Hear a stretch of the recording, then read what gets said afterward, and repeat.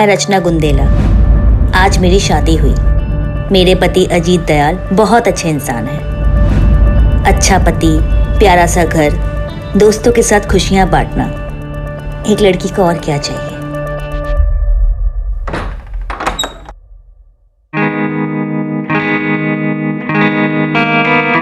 हम तो भूल ही गए ना आज हमारी शादी है।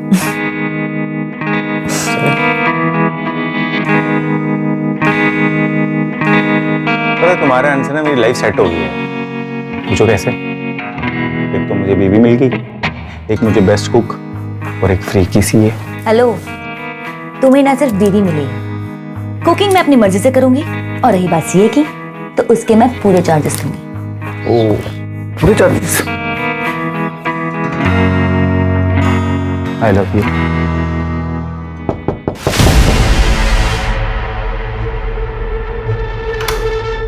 मम्मा, मुझे ना बहुत डर लग रहा है अकेले सोने में। मुझे प्लीज आपके साथ सोना है। क्या हुआ मीनू बेटा, तुम्हें कमरा अच्छा नहीं लगा तुम्हारा? वो एक्चुअली मीनू को अकेले सोने में डर लगता है, तो शायद इसलिए नए कमरे में डर रही होगी। तो कोई बात नहीं, मैं सुला देता हूँ, तुम तब तक रेस्ट करो। जाओ जाओ, चलो बेटा। आज पापा है ना मीनू को एक अच्छी सी सिंड्रेला की कहानी सुनाएंगे।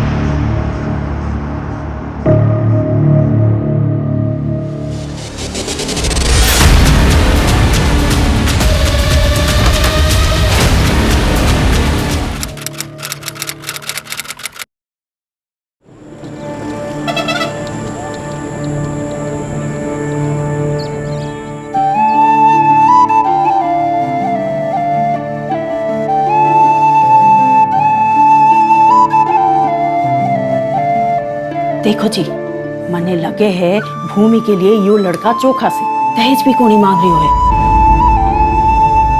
पर परिवार के बारे में जानना चाहिए ना। और की जानना है? 5-5 भैंस है, भट्टू सा घर है, मारी भूमि घनी खुश रहेगी वहाँ। बात तो करिए।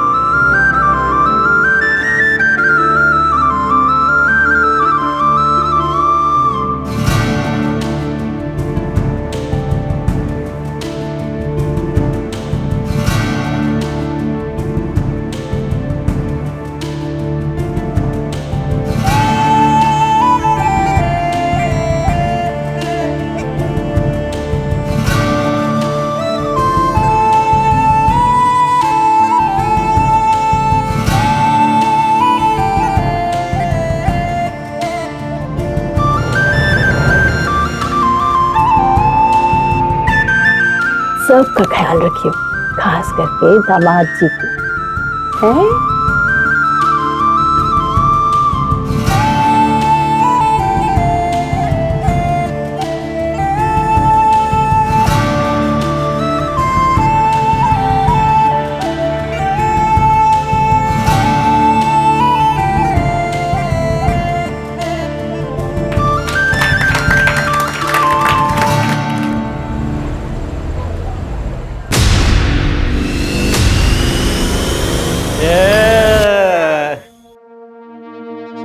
अरे क्या मस्त बीवी मिली है भाई, आज तो मजा आ गया।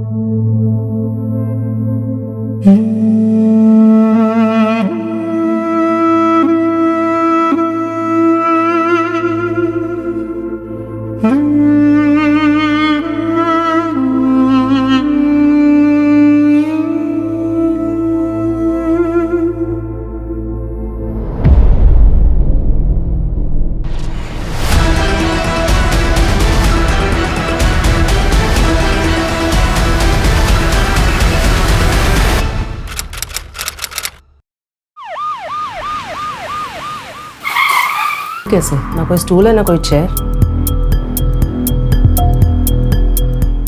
बेड भी वैसे दूर ही है।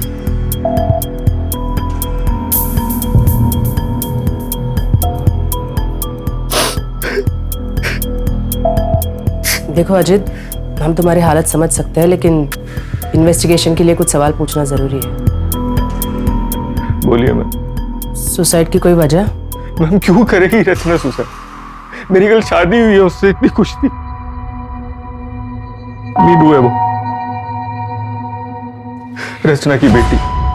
एक बात समझ में नहीं आई, तुमने तो कहा था कि तुम्हारी कल ही शादी हुई और तुम्हारे सुहागरात वाले दिन तुम बच्ची के बेडरूम में सोए थे।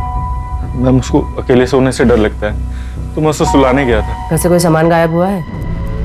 नहीं मैम, मतलब मैंने चेक नहीं किया अभी तक। अजय, घर की फिर से एक बार ठीक से तलाशी लो। Okay ma'am. Sanjay, yes ma'am. Body को पोस्टमार्टम के लिए भेज दो। Okay ma'am. Sanjay, yes ma'am. Ajit और बच्ची का ब्लड टेस्ट करवाओ। Blood test ma'am. बॉडी पे स्ट्रगल के मार्क्स हैं, या तो वो दोनों नशे में होंगे। मैम, बैकडोर पर फोर्स एंट्री के निशान है। मैंने फोरेंसिक को इन्फॉर्म कर दिया। इसका मतलब बाहर से किसी ने आके ये काम किया। अजय, इस एरिया के सारे सीसीटीवी खंगालो, उन सारे लोगों से पूछताछ करो जो रात को अजीत के घर की तरफ आए हैं। Okay ma'am. कल ही शादी हुई और सुहागरात पे मर्डर।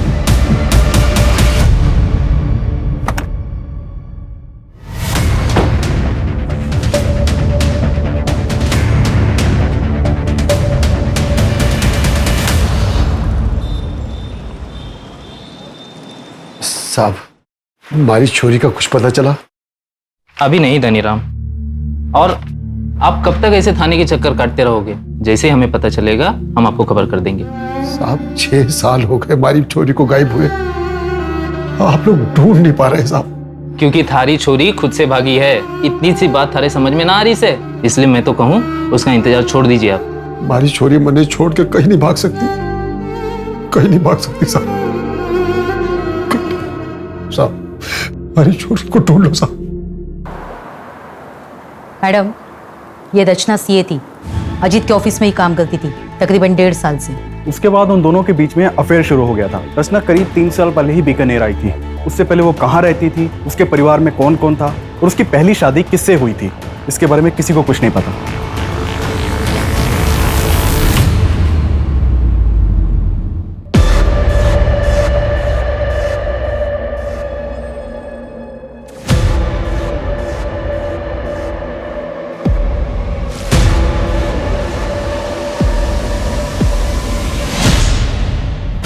किसी को कुछ नहीं पता। स्ट्रेंज। और अजीत? मैम, अजीत बीकानेर का ही रहने वाला है। उसकी पुश्तैनी कार्टन बनाने की फैक्ट्री है। ये अजीत और उसका बड़ा भाई धीरज दोनों मिलकर ही बिजनेस चलाते थे। लेकिन करीब 8 महीने पहले दोनों ने अपना अपना बिजनेस अलग कर लिया। वो क्यों? वो हम पता कर रहे हैं। मैम, रचना की पोस्टमार्टम रिपोर्ट के अकॉर्डिंग उसके साथ बहुत मारपीट हुई। एक औरत को मारना, पीटना और उसे लटका देना, ये सब एक आदमी का काम नहीं लगता, शायद एक से ज्यादा होंगे। मैम, एक और चीज़ है, जिस तरह से रचना के साथ मारपीट हुई है, इससे तो लगता है कि कोई रिवेंज एक्ट है।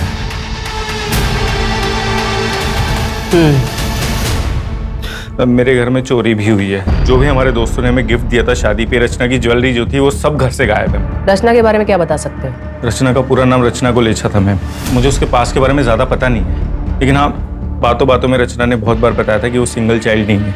उसे भी पता था सिबलिंग राइवलरी के बारे में। मैं एज्यूम ये कर रहा था कि शायद उसका कोई भाई बहन होगा, लेकिन दिक्कत ये थी कि मैं जब भी उससे उसके पास के बारे में पूछता था वो डिस्टर्ब हो जाती थी मैम। तो मुझे लगा शायद मेरा पूछना ठीक नहीं रहेगा। 8 महीने पहले तुमने अपना बिजनेस अपने भाई से अलग कर लिया, कोई खास वजह? वजह तो थी मैम। अरे शर्म कर, एक तो मेरे भाई को फंसाया, अब कितने रंग दिखाएगी तू? जबान संभाल के। मैं इस कंपनी की सीए होने के नाते यहाँ बात कर रही हूँ और ये क्लियर हो चुका है कि आप हर साल 10 से 12 लाख रुपए फेक अकाउंट में ट्रांसफर करते हैं और उसका टैक्स भी पे नहीं होता है। अजीत, क्रिमिनल केस बन सकता है, इनके चक्कर में तुम जेल भी जा सकते हो। बेहतर होगा तुम अपना अकाउंट अलग कर लो। अजीत, मैंने तुझसे पहले ही कहा था कि औरत ठीक नहीं। पहले तुझे अपने प्रेम के जाल में फंसाया और अब हम दोनों भाइयों को अलग करना चाहती कि अकेले राज कर सके। बस भाई साहब, बस। भाई साहब मैंने डिसाइड कर लिया है, मैं अगले हफ्ते लॉयर यहाँ बुलवा रहा हूँ। भाई साहब अब हमारे बीच बंटवारा होना ही बेहतर है। अजीत,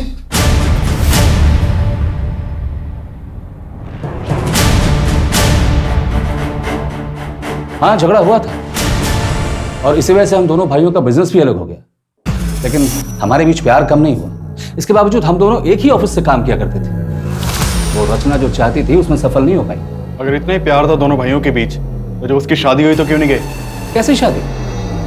एक डिवोर्सी 8 साल की बच्ची की माँ के साथ रिश्ता जोड़ रहा था, इसे आप शादी कहते हैं? 12 अप्रैल की रात को कहाँ थे?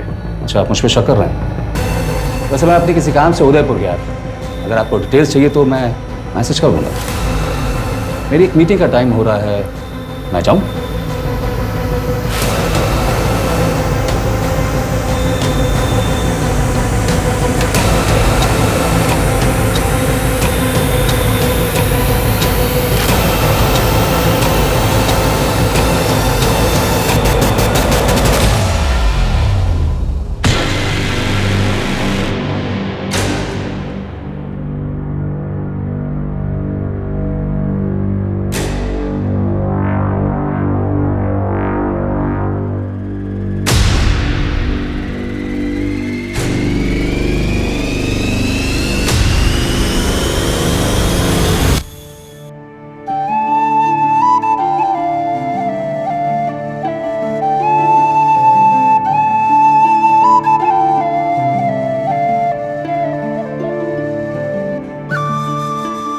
जीतती रहो। आइए मैं कर देती हूँ।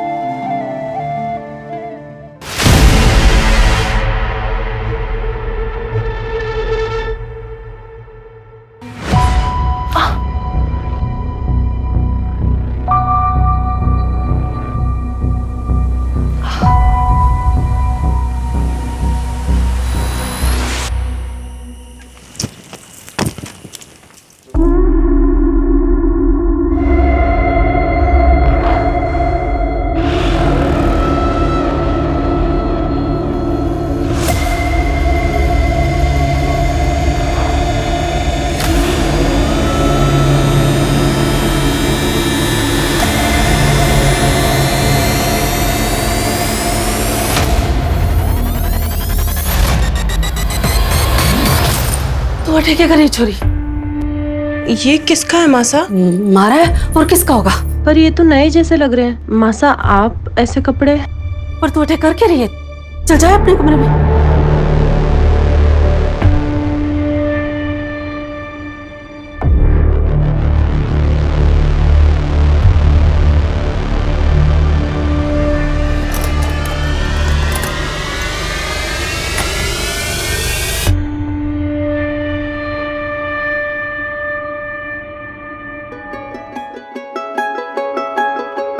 अरे आप आ गए? मैं चाय बना दूँ। अरे चाय छोड़ तू, ये देख उपहार लाया हूं सारे वास्ते, अच्छा लगेगा तुझे। देख ना, तू पहन के देख, सुंदर लग रही सच में। पसंद आया? चलना सोते। जी वो अब बुखार है आज। छोड़िए मुझे, छोड़ दो मुझे।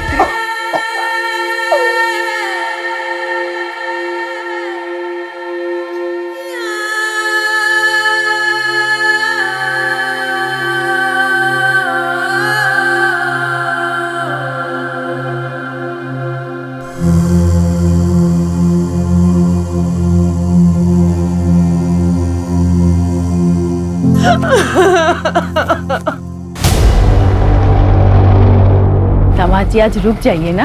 नहीं बाजी, फैक्ट्री में काम है, मैं 2 दिन बाद आऊंगा भूमि को लेने वास्ते। आज से खमाड़ी कड़ी खम्बा, बड़ी खम्मा। आजा बेटा अंदर आ।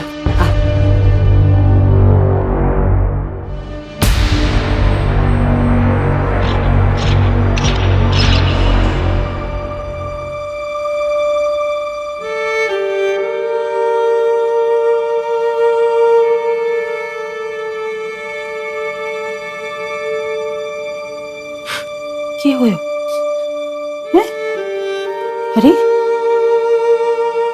किसने किया बेटा? बता ना। मानिक जी ने। माँ मुझे अच्छा नहीं लगता, वो जबरदस्ती करते हैं मेरे साथ। जबरदस्ती? बैठ।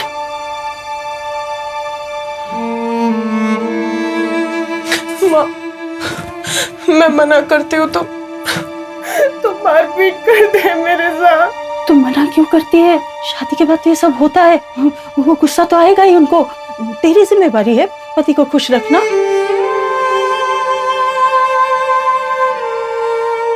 माँ मुझे दोबारा उस घर में नहीं जाना। दिमाग खराब हो गया है तेरा? हाँ? मैं दवा बना के लाती हूँ, सारे घाव भर जाएंगे। फिर राजी खुशी ससुराल वापस जा। वो याद रख, वही घर है तेरा। तू बहू बन गई है, बेटी नहीं रही। रुक, मैं दवा लाती हूँ।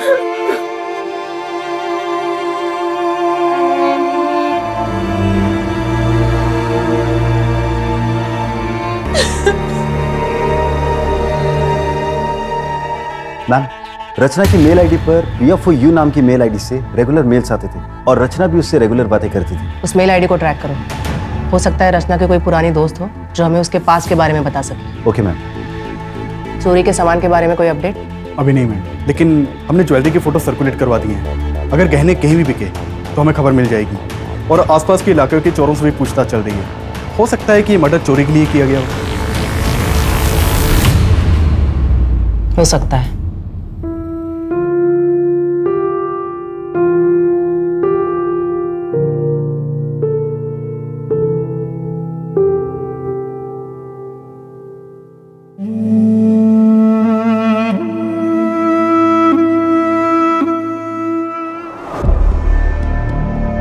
वहां पे जाके चेक करो और अच्छी तरह से मुआयना करना।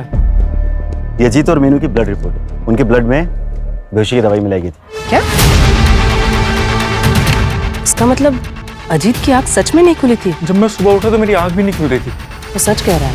वैसे इंसान तो वो अच्छा है, एक डिवोर्सी से शादी कर ली, उसके बच्चे को अडॉप्ट कर लिया, लेकिन फिर अजीत को बेहोशी की दवा पिलाई किसने? रचना की पोस्टमार्टम रिपोर्ट के अकॉर्डिंग उसके ब्लड में किसी भी ड्रग के ट्रेसेस नहीं मिले थे। तो फिर 2 ही लोगों को फिर ड्रग किया गया। हो सकता है जिस चीज में ड्रग मिलाया हो उसे रचना ने खाया ही ना हो। कोई अलग?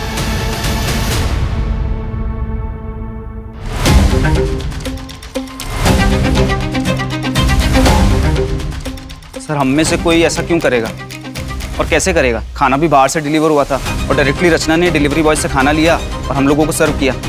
तो कोई और कैसे ड्रग मिला सकता है? उस दिन खाना खाने के बाद रात को तुम लोग कहाँ गए थे? हम सब अपने अपने घर चले गए थे सर। तुम सब लोग कांटेक्ट में रहना, जब भी बुलाएंगे तो थाने आ जाना। जी सर। वैसे प्रॉब्लम सिर्फ धीरज सर को ही थी सर।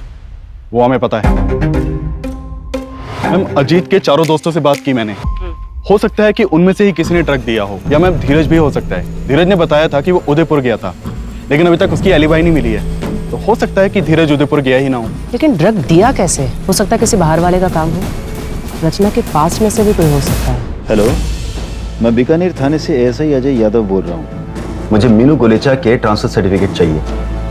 आपके स्कूल रिकॉर्ड्स में चेक करिए, मिलेगा। मैं आपको डिटेल्स सेंड कर रहा हूँ, आप प्लीज मुझे मेल कर दीजिए।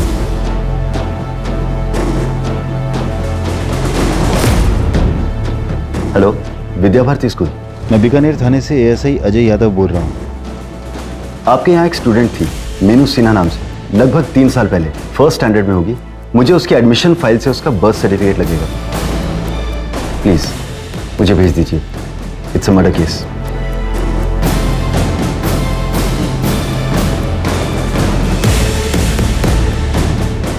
मैम, ये मीनू का बर्थ सर्टिफिकेट उसके पुराने स्कूल से मिला। रचना का असली नाम पूजा वर्मा है और उसके हस्बैंड का नाम ब्रिजेश वर्मा, यही जोधपुर का रहने वाला। ब्रिजेश वर्मा? और कुछ मिला? मैंने पूजा वर्मा का सोशल अकाउंट खंगाला तो वहां पर मुझे उसका भाई मिला, गौतम वर्मा। कॉन्टैक्ट किया है मैंने उसे, बुलाया भी है। आज शाम को आ जाएगा। गुड।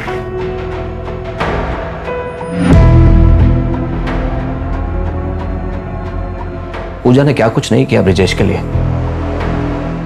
अपनी नौकरी छोड़ दी, दिन रात घर में नौकरों की तरह काम करती थी, जैसे चार दीवारी में खुद को कैद कर लिया उसने। क्या तुम्हें यकीन है कि ब्रजेश को इस बात का पता नहीं है कि पूजा यहाँ बीकानेर में रहती है? जहां तक मैं समझता हूँ नहीं पता था। ठीक है, सीसीटीवी में कुछ मिला? नहीं मैम, अभी हम सर्च कर रहे हैं। चोरी के एंगल में कुछ? वहां भी कुछ खास हाथ नहीं लगा। पर्सनल एंगल में कुछ खास हाथ नहीं लग रहा। कहीं ऐसा तो नहीं कि ये किसी बाहर वाले का काम है और हम गुमराह हो रहे हैं? एक मेल आईडी के सर्वर का एड्रेस है मेरे पास। मुझे उस एड्रेस के ओनर का नाम और बाकी डिटेल्स चाहिए। मैम, मैंने ब्रजेश के मूवमेंट्स को ट्रैक किया। वो 10 अप्रैल को यहाँ बीकानेर आया था। क्या? Madam, Priya for you mail ID का आईपी एड्रेस ब्रजेश के घर का है। इसका मतलब प्रिया फॉर यू ब्रजेश है और ब्रजेश गायब है।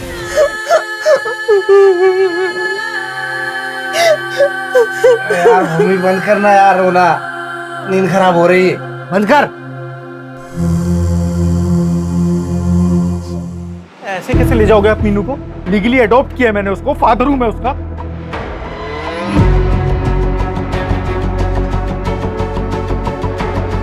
फादर नहीं, स्टेप फादर हैं आप। और ये अडॉप्शन कोई मायने नहीं रखता, क्योंकि पूजा और रचना अपनी इच्छा से घर छोड़कर भागी थी। उसने ब्रजेश से कोई तलाक नहीं लिया, तो आपकी शादी भी इलीगल है और ये अडॉप्शन भी। बाय द वे, मैं एक लॉयर हूँ, लीगल। तो फिर एक काम करो, लीगली कोर्ट में जाओ और कस्टडी लो।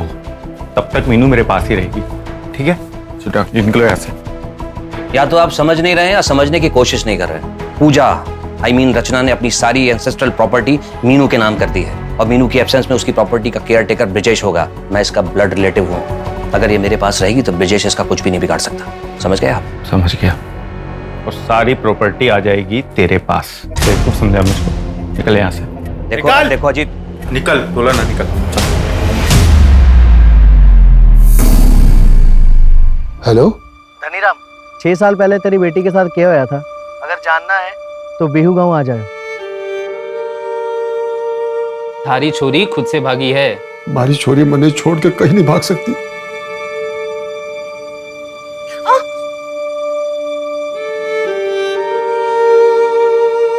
क्यों मना करे छोरी? पति है वो थारा, कोई गैर मर्द को नहीं। माणिक जो थारे साथ करे है वह को जबरदस्ती नहीं कहते। ब्याह हुआ है थारा उसके साथ, यूं हमारे साथ भी हुआ था, थारी माँ के साथ भी हुआ होगा। और जो थारे पेट में बच्चा है, जब वह छोरी हुई तो वह के साथ भी होगा। मैंने हल्दी का लेप ला दिया है, तू अब आराम कर। और जो थारे पेट में बच्चा है, जब वह छोरी हुई तो वह के साथ भी होगा।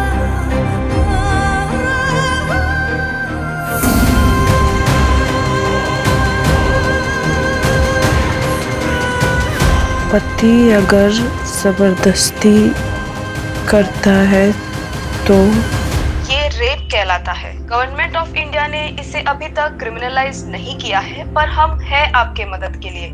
कोई भी कदम उठाने से पहले एक बार हमसे जरूर बात करें। अगर ऐसे होता है तो क्या करना चाहिए?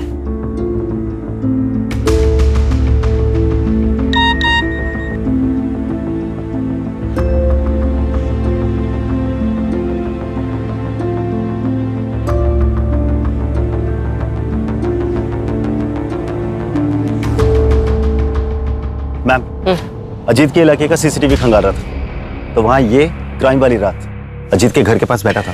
ठीक है?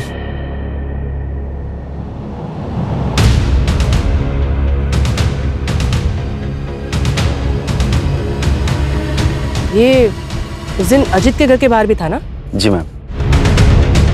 उठाओ इसे। Okay ma'am. रचना को जानते हो?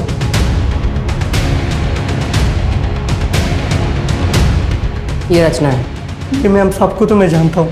12 अप्रैल की रात को उसकी घर की तरफ क्यों गए थे?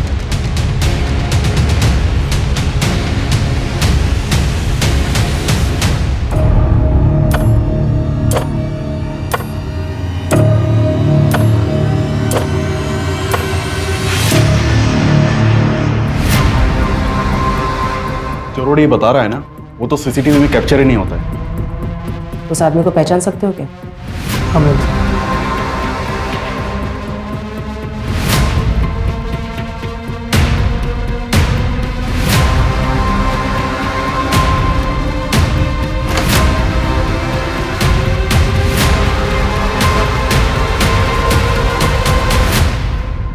मीनू, मीनू कहाँ चली गई?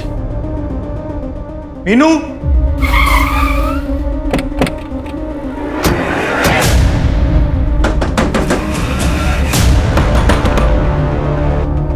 सर अच्छा हो सर आप लोग आ गए। सर मेरी बेटी मीनू को किसने किडनैप कर लिया? सर प्लीज कुछ करिए। बहुत हो गया तेरा नाटक, अभी चल। सर मैंने क्या किया? सर एक सेकंड, मैंने किया क्या सर? लेकिन सर पर धनीराम, वो देखो, उन्हें पता सच्चाई क्या है।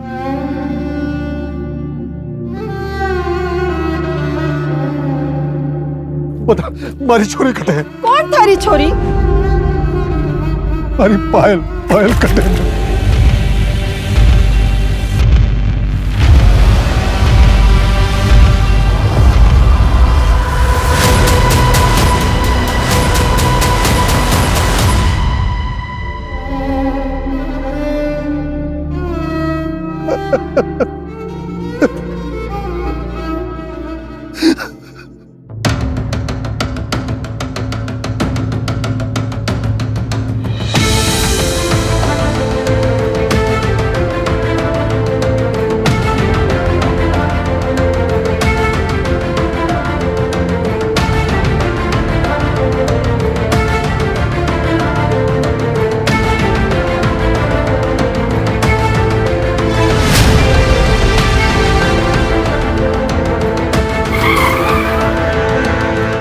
भूमि, क्या हुआ तुम्हें?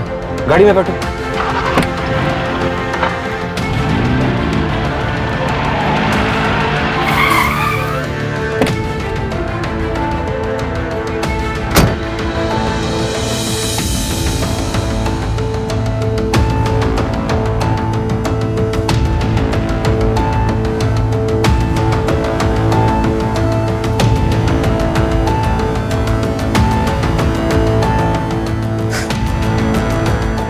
सॉरी,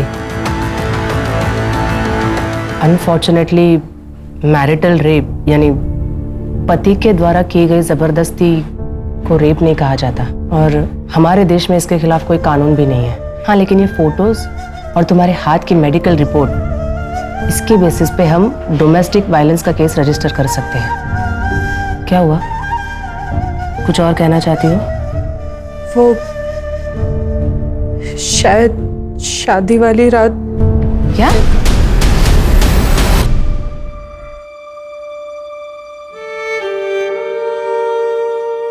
देखो, अब इस बात को साबित तो नहीं कर सकते, लेकिन शायद किसके कन्फेशन में कुछ मिल जाए।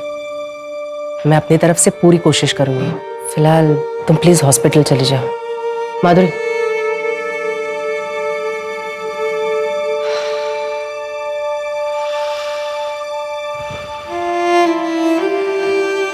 तुम्हें देख के अच्छा लगता है कि तुम ऐसी औरतों की मदद कर रहे हो। मैं तो सिर्फ कोशिश कर सकता हूँ, अपना फर्ज निभा रहा हूँ। भूमि, क्या हुआ तुम्हें? गाड़ी में बैठो। वैसे कल बेल की हियरिंग थी ना? हाँ, कोर्ट ने कैंसिल कर दिया। रिजेक्ट तो करना ही था, कमीने को बेल नहीं मिली। Good, thank you. जब गौतम मीनू से मिलने गया था ना, उसे तभी कुछ अजीब लगा था। मीनू ने बताया हमें तूने उसे कितना डरा के रखा था। छोटी सी बच्ची का भी। मेरे को मारने से क्या हुआ? ये सब उस रचना की वजह से हुआ। अगर वो उस दिन वो नाटक ना करती ना, तो आज जिंदा होती वो। रचना, रचना, मीनू सो गई। सो गई? हाँ, चलो शुरू करें।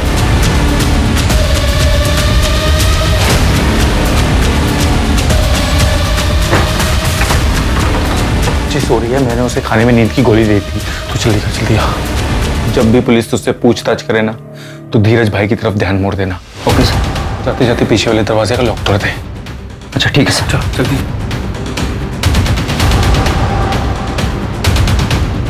और अगर वो जिंदा होती तो मुझे उस मीनू के पास जाना ही ना पड़ता।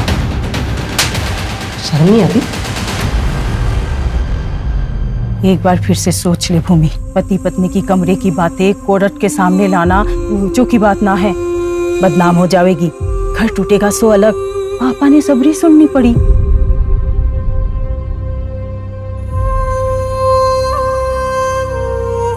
Case number 423/2021 under IPC 498A state versus Manik Singh and others.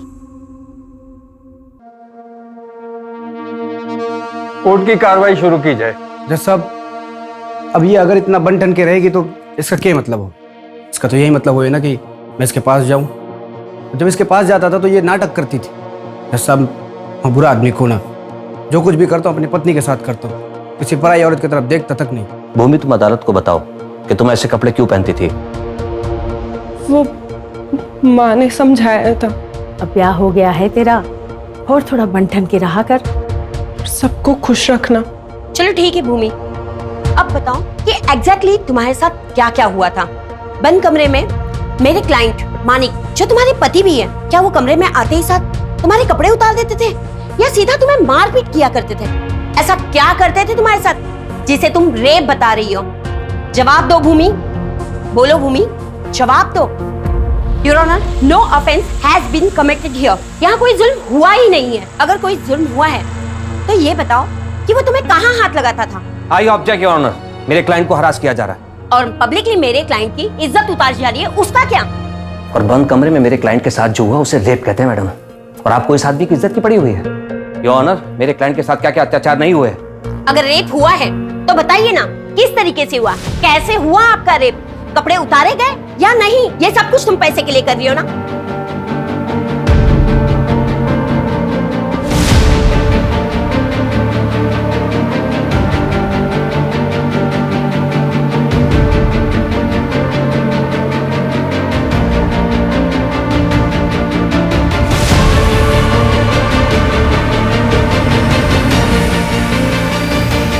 जवाब दो।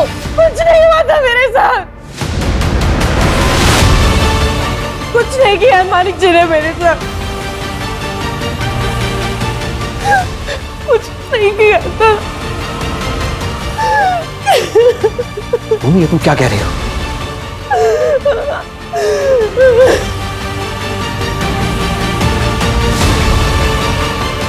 मैम, मुझे वो एड्रेस मिल गया है जो आपने निकालने के लिए कहा था। गुड, उसे पूछताछ करो। अगर हमने कुछ नहीं किया तो अगली हियरिंग में केस खत्म। हमें कुछ तो कॉन्क्रीट मिलना ही चाहिए।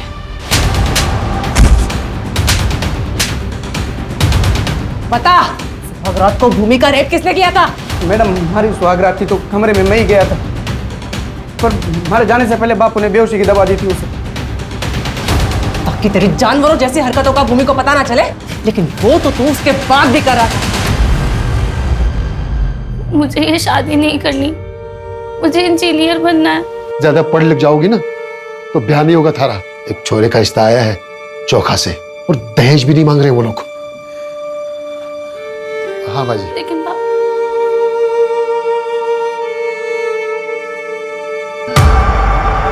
योर ऑनर, हमारे इन्वेस्टिगेशन में हमें पता चला कि मानिक सिंह और उसकी फैमिली अभी 5 साल पहले ही बीकानेर में शिफ्ट हुए। इससे पहले वो बाड़मेर के किसी गांव में रहा करते थे और वहीं के एक आदमी के लड़की के साथ, जिसकी उम्र सिर्फ 14 साल थी, मानिक की शादी करवा दी गई। और शादी के बाद वो लड़की गायब हो गई और इन्होंने लोकल पुलिस से ये कह दिया कि वो घर छोड़कर भाग गई। योना, ये पायल की मिसिंग कंप्लेंट है जो कि उसके पिता धनीराम जी ने दर्ज कराई थी, जो कि इस समय अदालत में मौजूद है। लेकिन उससे पहले मेरी विटनेस गंगा देवी को यहाँ बुलाने की इजाजत चाहूंगा सर। ठीक है। Thank you sir.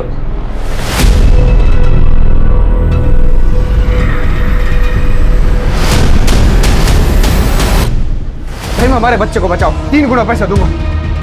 तुम लोग सब बाहर निकलो। अरे दाई, हमारा बच्चा। सब बाहर निकलो, जाओ।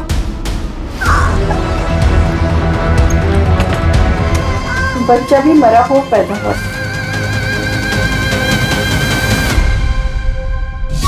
Your honour, this is also a murder case. हो सकता है, पर ये केस नंबर 423/2021 का आर्गुमेंट है। She is right.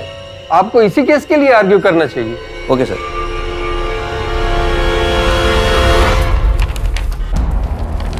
Your honour, ये भूमि के चेहरे पर चोट के निशान सिर्फ इसलिए हैं क्योंकि उसने अपने पति के साथ हम बिस्तर होने से मना कर दिया। कितने शर्म की बात है। योर ऑनर, घर से भागकर दुनिया से लड़ने के लिए बहुत हिम्मत की जरूरत होती है और अक्सर मैरिटल रेप केस के विक्टिम्स में इतनी हिम्मत नहीं होती कि वो अपनी बात कोर्ट के सामने रख सके। आज अगर भूमि ने कोर्ट के सामने अपनी बात नहीं कही तो इसके जैसी हजारों लाखों करोड़ों महिलाएं जो कि देश के कोने कोने में शहर से लेकर गांव तक हर दिन मैरिटल रेप की शिकार होती हैं। सर भूमि, मैं चाहूंगा तुम आज इस कोर्ट में अपने दिल की हर वो बात रखो, पूरी हिम्मत और पूरी ईमानदारी के साथ।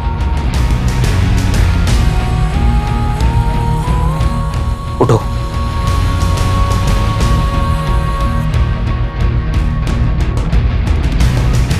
ये आदमी रोज मेरा रेप करता था।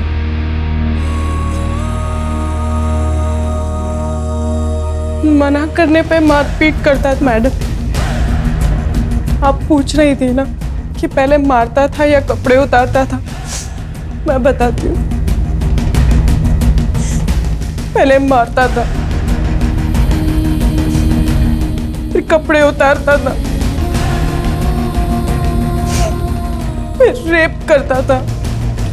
एक बार नहीं, 2 बार नहीं, रोज करता था। अब रेप कैसे करता था ये भी मैं बताऊं?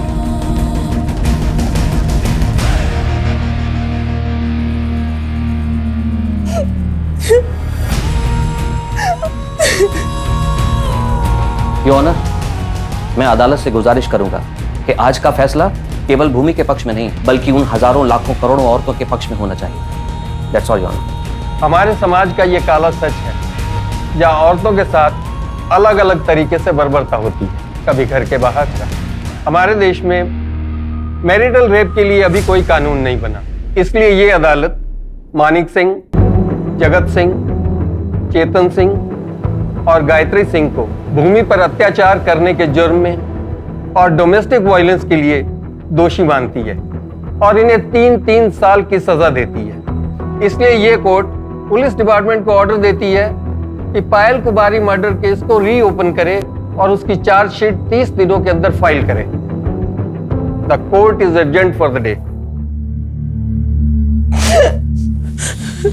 भाई को माफी दे दे बेटा। तू जब पहली बार घर आई थी, अगर तेरी बात सुन लेती या फिर तेरे बाबूजी ने कहा था कि अच्छे से परिवार को जान लो, तब भी अगर मैं उनको करने देती तो शायद ये दिन नहीं देखने पड़ते। मैम, अब बस पायल के केस को रीओपन करके जल्द से जल्द उसे सॉल्व करने की कोशिश करते हैं। तब तक ये लोग जेल में सड़ेंगे। मैम, एक्चुअली मुझे तो डर लग रहा था कि पता नहीं भूमि कोर्ट में स्टेटमेंट देगी भी या नहीं। लेकिन उसने हिम्मत दिखाई। दरअसल ऐसी हिम्मत हर उस औरत ने दिखानी चाहिए जो घरेलू हिंसा का शिकार बनी है। पति ने थप्पड़ मार दिया, गाली दी या फिर जबरदस्ती की, ये बात हमारे देश में बहुत ही आम है, जो हर तीसरे घर में होती है। 99% लोग तो इसे इग्नोर करते हैं। इसे शादीशुदा जिंदगी का हिस्सा माना जाता है। कईयों को तो ये पता भी नहीं है कि इसे क्राइम माना जाता है। इसके खिलाफ तुरंत आवाज उठाना जरूरी है, नजदीकी पुलिस स्टेशन में जाके कंप्लेंट करना जरूरी है। अगर ऐसा हुआ तो ही हम बंद कमरे में होने वाले क्राइम को रोक सकते हैं, सही मायने में महिला सशक्तिकरण की ओर बढ़ सकते हैं।